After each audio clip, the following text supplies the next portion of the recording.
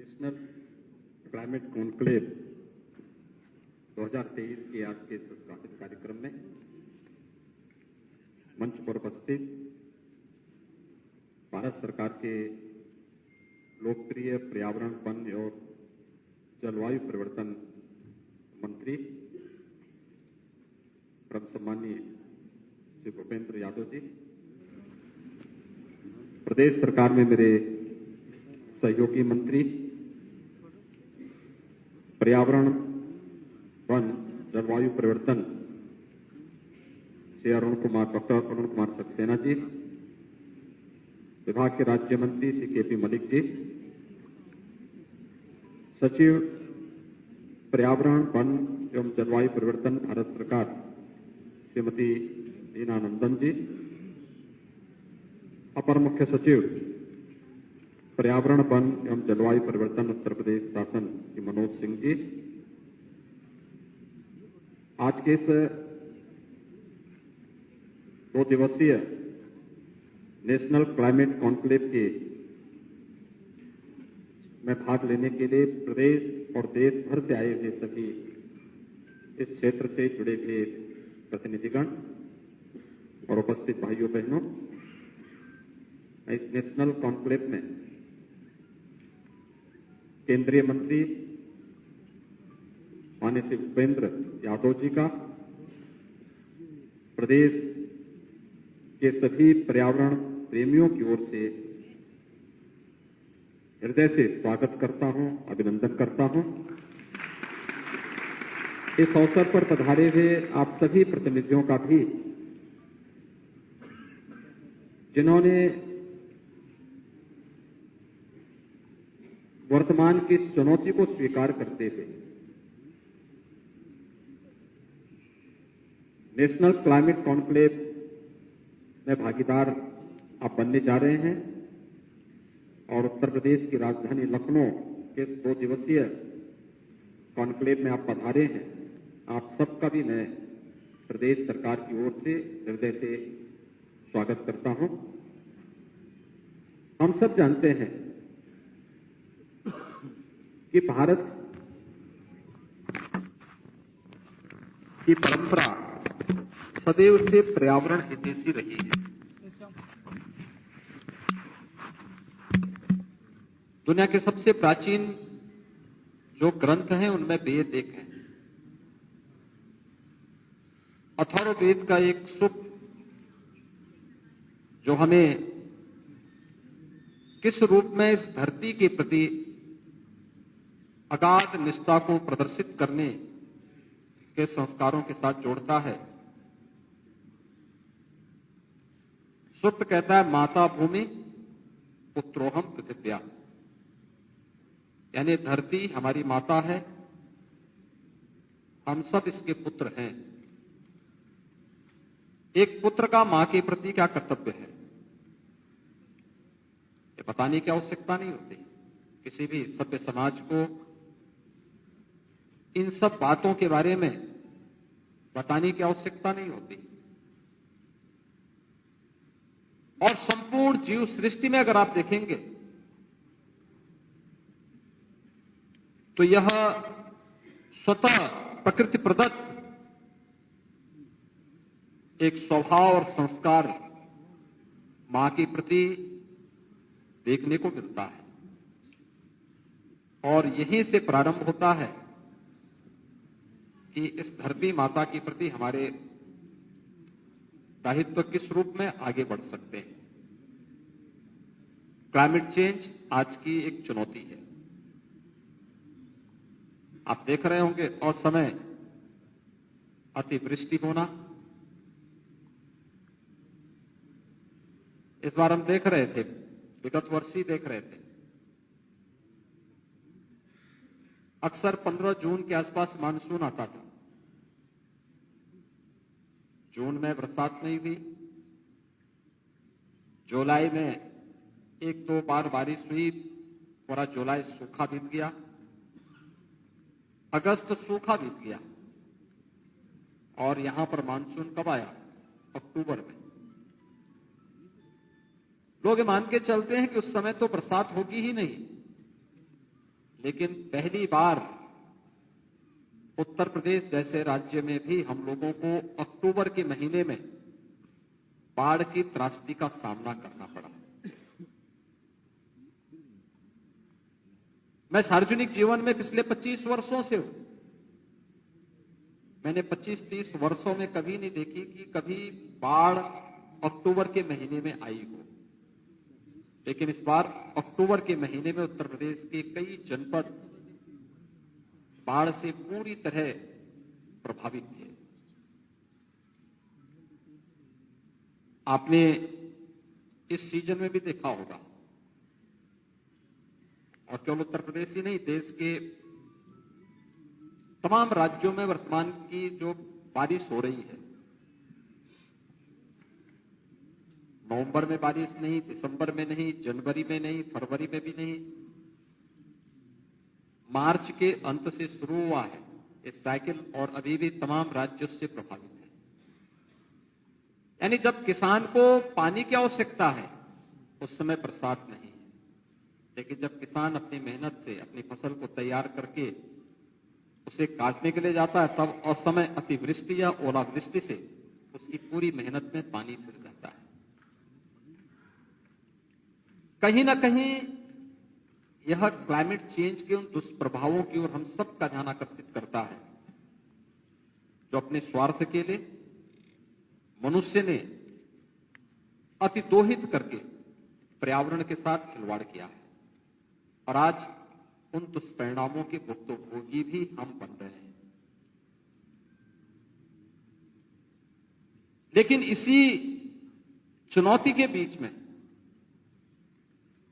रास्ता भी निकालना होगा, और हम सब के लिए यह अत्यंत गौरव का विषय है कि दुनिया को उस दिशा में भारत आज लीड कर रहा है। भारत उसे एक नेतृत्व दे रहा है प्रधानमंत्री मोदी जी के नेतृत्व में। दुनिया के अंदर जहां कहीं भी इन मुद्दों पे चर्चा हो रही है, अभी लाइव की बात माननीय केंद्रीय मंत्री श्री भूपेंद्र यादव जी ने अपने आपके सामने रखी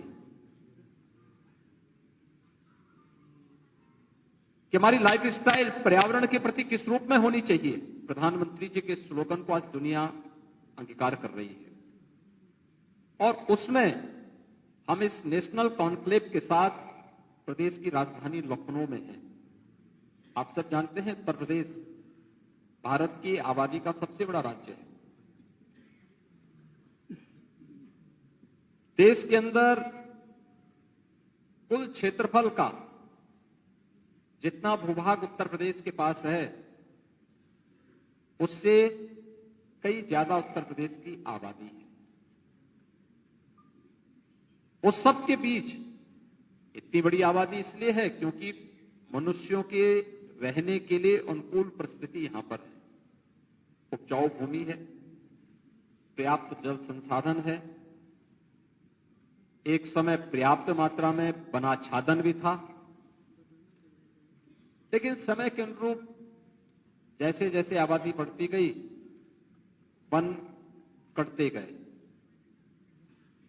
लेकिन 2017 में जब प्रदेश के अंदर हमें सरकार बनाने का अवसर प्राप्त हुआ, उस समय वन महोत्सव के कार्यक्रम में मुझे जाने का अवसर प्राप्त हुआ था। जुलाई माह के प्रथम सप्ताह में जब वन महोत्सव के कार्यक्रम प्रारंभ हुए थे, तो उस कार्यक्रम में मैंने वन विभाग से कहा था, मैंने कहा एक लक्ष्य लेकर के इस अभियान को आगे बढ़ाइए। व्यापक पैमाने पर वृक्षारोपण के कार्यक्रम होने चाहिए। पहले वर्ष 5 करोड़ वृक्षारोपण को लेकर के कार्यक्रम प्रारंभ हुआ। अगले वर्ष इसे बढ़ाकर के 10 करोड़ किया गया, और मुझे बताते हुए प्रसन्नता है कि विगत 6 वर्ष के अंदर उत्तर प्रदेश ने 135 करोड़ पौधारोपण का कार्यक्रम प्रदेश के अंदर सफलतापूर्वक किया। हम लोगों ने देश की प्रतिष्ठित संस्थाओं को थर्ड पार्टी के रूप में इन सब को जांचने की वास्तव में जो वृक्षारोपण किए जा रहे हैं, इन सभी वृक्षारोपण को करने के फलस्वरूप उनके बचने की संभावना किस रूप में आगे बढ़ रही है, और अच्छे परिणाम आए हैं। पिछले 6 वर्ष में उत्तर प्रदेश का वन आच्छादन बढ़ा दी है। उत्तर प्रदेश के अंदर हम लोगों ने इस बात को देखा कि एक आम नागरिक के मन में भी आज ये भाव पैदा हुआ है कि हमें वृक्ष काटने नहीं है, बल्कि हमें उसकी सुरक्षा करनी है, उसके संरक्षण के लिए इस अभियान का हिस्सा बनना है। आज वह हम लोग प्रदेश के अंदर अलग अलग क्षेत्रों में जाकर के देखते हैं तो लोगों के मन में इस भाव को देख करके खुशी होती है कि कम से कम लोगों ने आज इसे अपने जीवन का हिस्सा बनाया है। दूसरा, आदरणीय प्रधानमंत्री जी ने जल संरक्षण के लिए जो अनेक अभियान देश के अंदर प्रारंभ किए, आजादी के अमृत महोत्सव कार्यक्रम में हर ग्राम पंचायत को और हर जनपद को प्रदेश के अंदर 75 तालाब बनाने का एक लक्ष्य रखा गया था, अमृत सरोवर बनाने का लक्ष्य रखा गया था। मुझे प्रसन्नता है कि उत्तर प्रदेश में अमृत सरोवर, चाहे वह ग्रामीण क्षेत्र हो या शहरी क्षेत्र,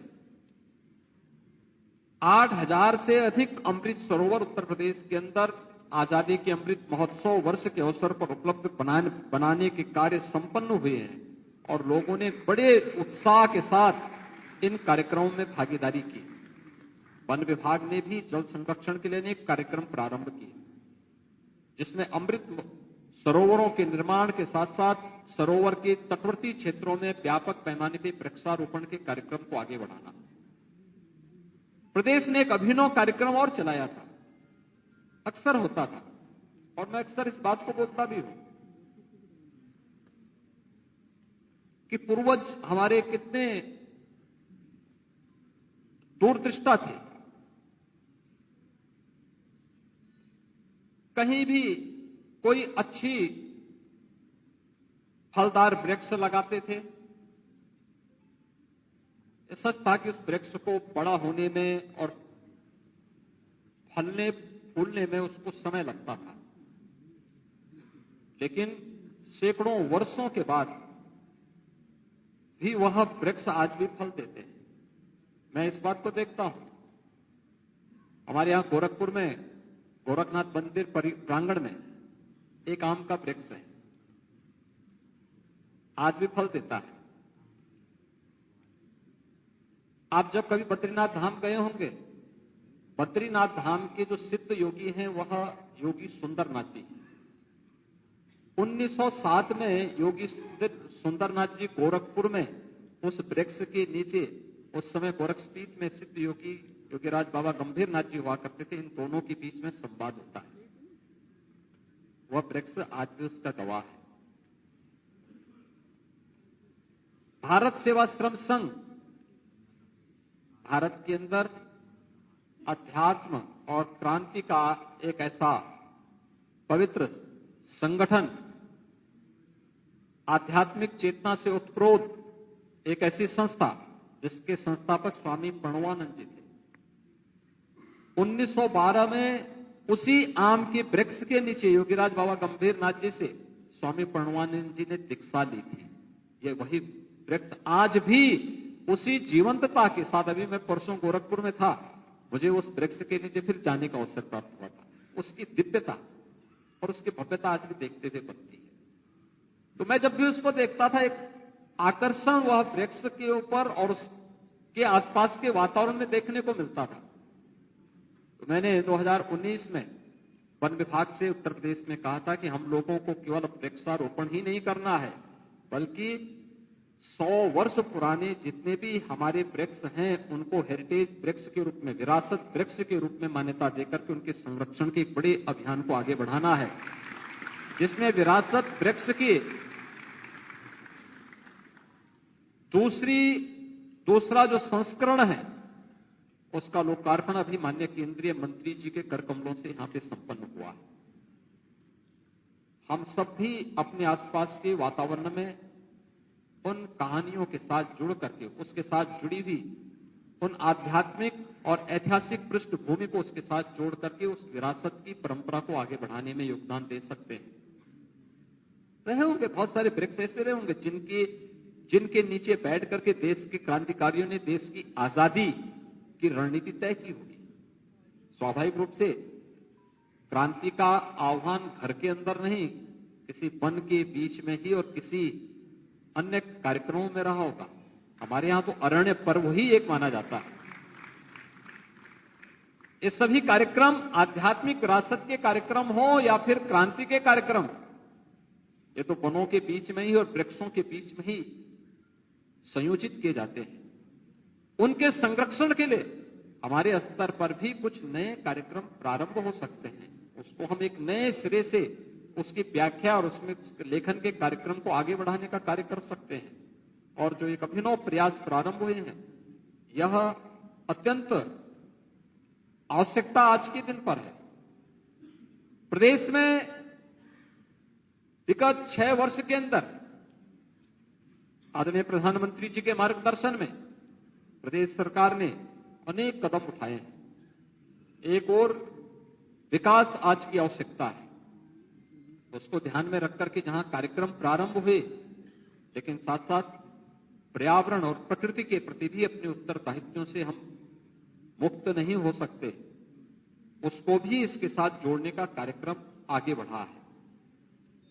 उत्तर प्रदेश पब्लिक ट्रांसपोर्ट के मामले में मेट्रो को सर्वाधिक सिटी के अंदर संचालित करने वाला राज्य है। आज डीजल और पेट्रोल से चलने वाले वाहनों की जगह एक भारत सरकार की तर्ज पर स्क्रैप पॉलिसी उत्तर प्रदेश सरकार ने घोषित की है और बहुत शीघ्र 15 वर्ष पुराने कोई भी वाहन उत्तर प्रदेश की सड़कों पे नहीं चलेंगे।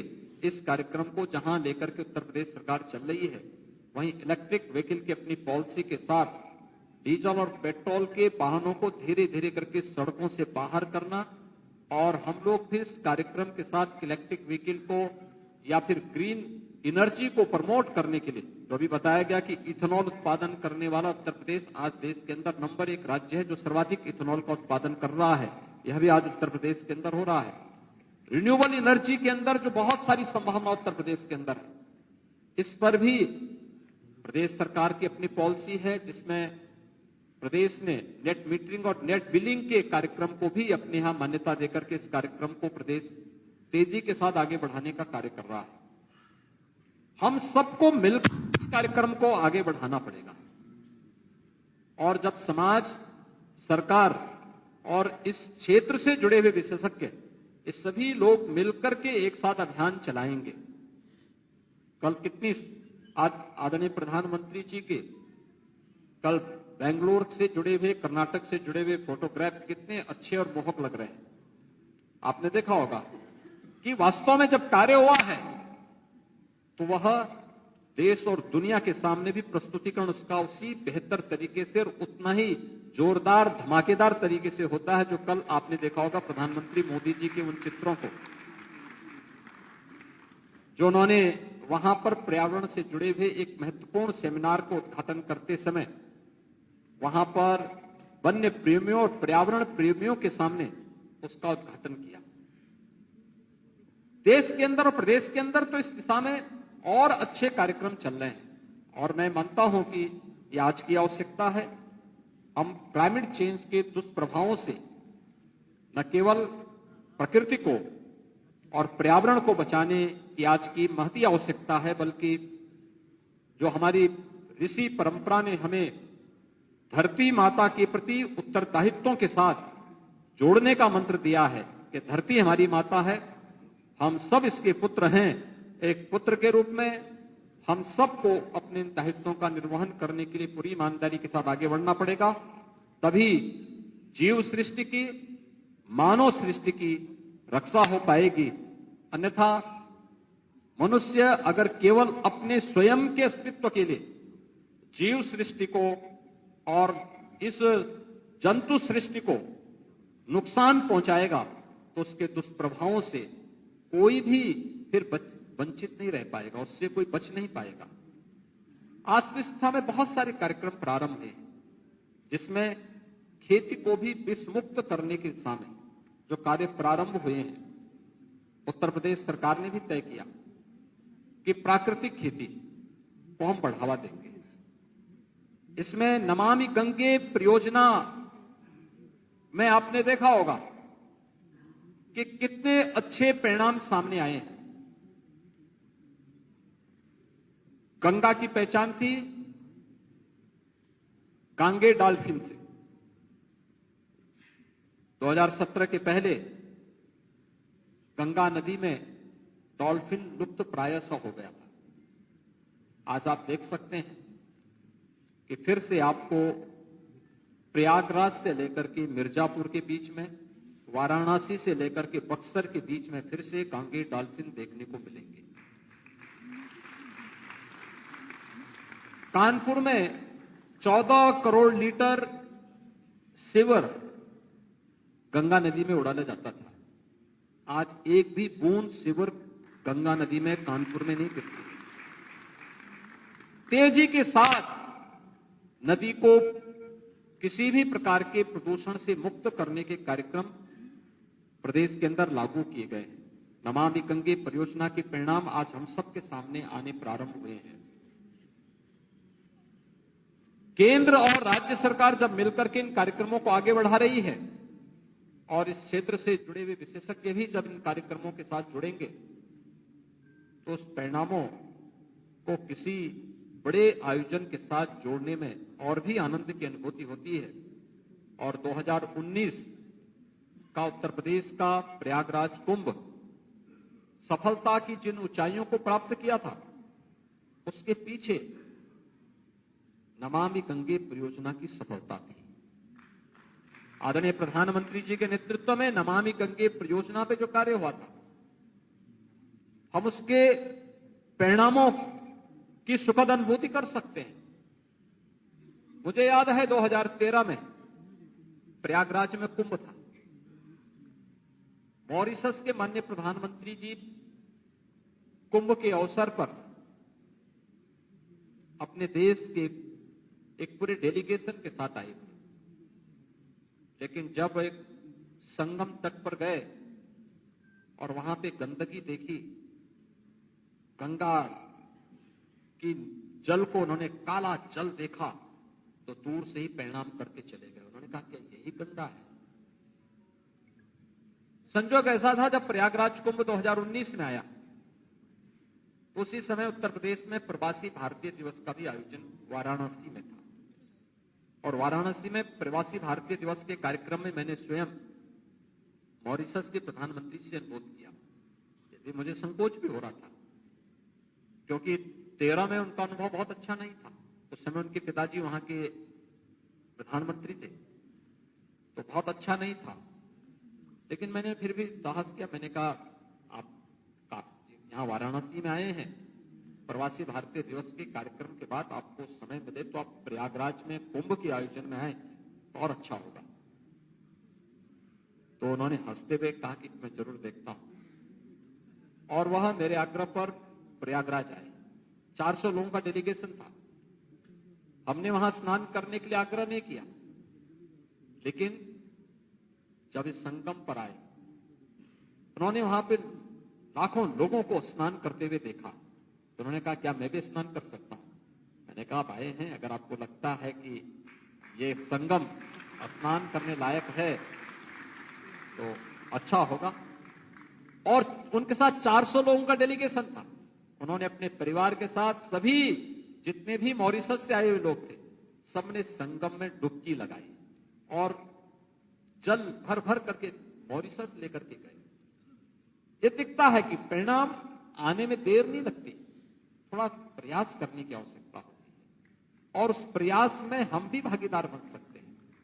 प्रकृति के प्रति, पर्यावरण के प्रति अपने उत्तरदायित्वों का निर्वहन करके हम अथर्ववेद के उस सूक्त को, जो हमें इस धरती माता के प्रति, अपने कर्तव्यों के प्रति आग्रही बनाती है, उस उत्तरदायित्वों में हम भी खरा उतर सकते हैं।